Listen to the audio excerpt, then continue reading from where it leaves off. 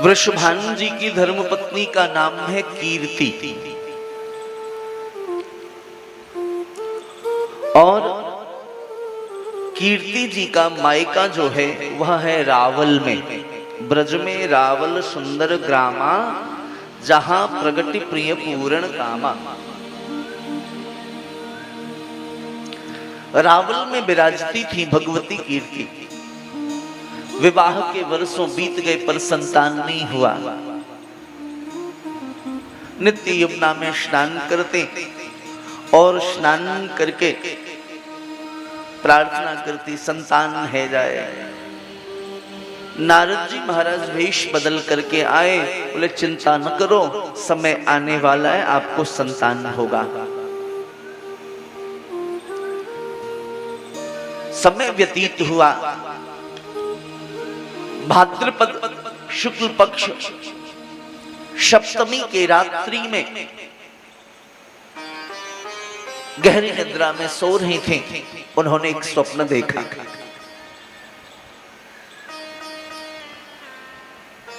अनंताकाश में अनंत अनंत प्रकाश के पुंज अचानक से प्रकट होने लगे। ऐसे प्रकाश माता कीर्ति ने जीवन में पहले कभी नहीं देखा। ये सारे प्रकाश धीरे धीरे धीरे करके एकत्रित होने लगे और उन प्रकाशों, जो छोटे छोटे प्रकाश थे, एक स्थान पे एकत्रित होकर के वो प्रकाश के पुंज बन गए। और वह प्रकाश का गोला, प्रकाश का पुंज, ऐसा प्रकाश माता कीर्ति ने जीवन में कभी नहीं देखा। वह प्रकाश धीरे धीरे भूमि पर आने लगा। पर ये क्या, जहां मैया कीर्ति नित्य यमुना जी में स्नान करती हैं, वो प्रकाश उसी स्थान पर उतरने लगा। जब जैसे जैसे नीचे की ओर आवे, उसी समय वहां एक दिव्य कमल का पुष्प प्रकट हो गया श्री यमुना जी में। ध्यान से सुनो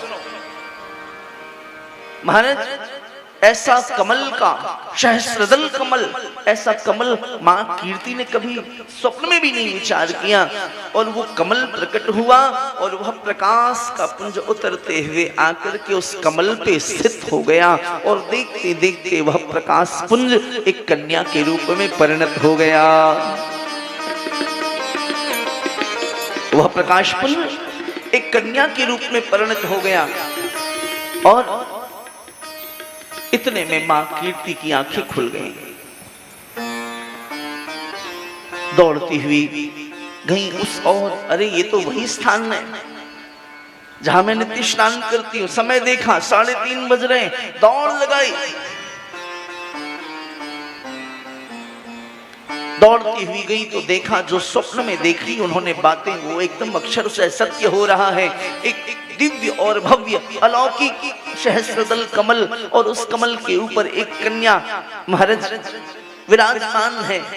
दौड़ती हुई महाराज यमुना में छलांग लगाई और जाकर के उस कमल के पुष्प के सहित उस कन्या को लेकर के मां कीर्ति आ गई। रावल में प्रातः काल शोर मच गया। कीर्ति ने कन्या को जन्म दिया है। कीर्ति मैया ने कन्या को जन्म दिया।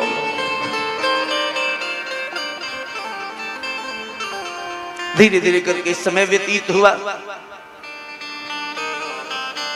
छठी संस्कार संपन्न हुई, नामकरण की बारी आई। क्या नाम रखा जाए? तो महाराज नारद जी फिर से भेष बदल करके आए। बोले इसको नाम कहाँ रखा जाए, आपको नाम? तो उन्होंने कहा ये प्रकट कहाँ हुई? सब ज्ञात हुआ। बोले जल के धारा में प्रकट हुई है। ये कहाँ प्रकट हुई? जल के धारा में। बोले महाराज जल की धारा में प्रकट हुई, ये समग्र प्रकृति की धारा है, इसलिए इसका नाम होगा राधा।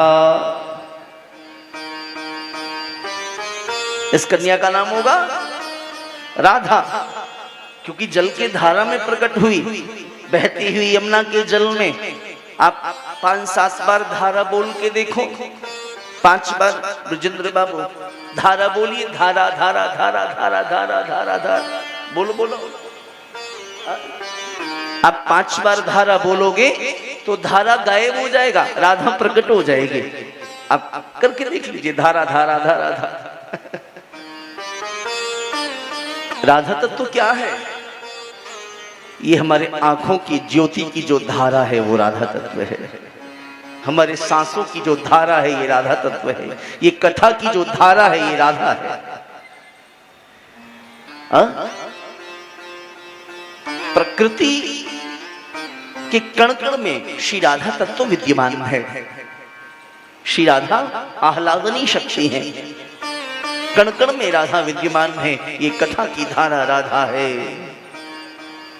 ज्योति की धारा राधा है, ज्ञान की धारा राधा है, विज्ञान की धारा राधा है।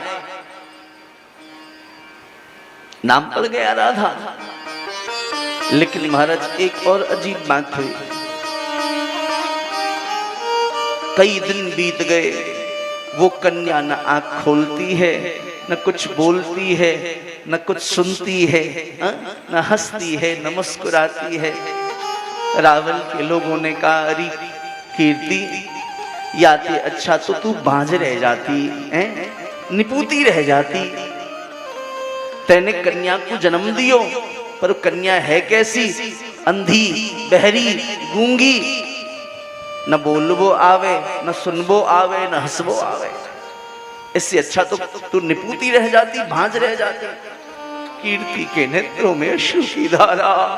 सही कह रही है, संत को याद किया, इससे अच्छा तो मैं बांझ रह जाती। ऐसे कन्या को जन्म देने का क्या फायदा, जो न देख सकती है, न सुन सकती है, न बोल सकती है, न हंस सकती है।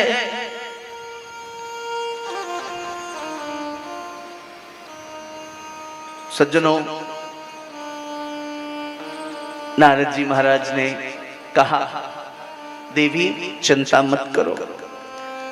आज से ठीक जब कन्या का जन्म हुआ है, उस जन्म से ठीक 11.5 महीने बाद गोकुल में यशोदा जी के बाबा नंद के यहाँ एक लाला को जन्म होएगो।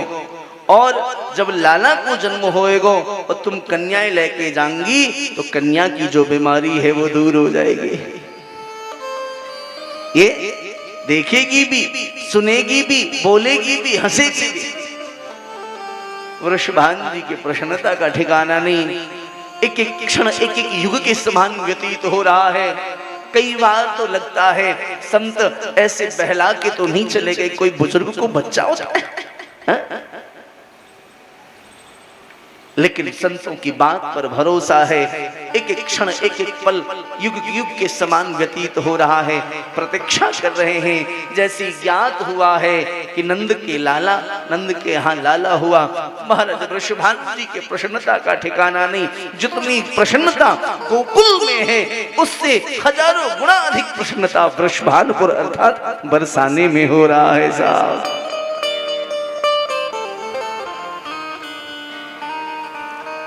बरसाने का नाम है वृषभानुपुर, लेकिन वृषभानुपुर का धीरे धीरे अपभ्रंश हो गया बरसाना। महाराज चल करके आ रहे हैं। उस समय हमारे कन्हैया बड़े भाव से पालना झूले हैं। सारी सखियां लाला को पालना झुलाई रही हैं। अद्भुत दृश्य है। आओ हम भी तनते शेरपुर में बैठे और मनते गोकुल में चले, मानसिक भाव ते लाला को पालन झुलावे बड़े भाव के साथ।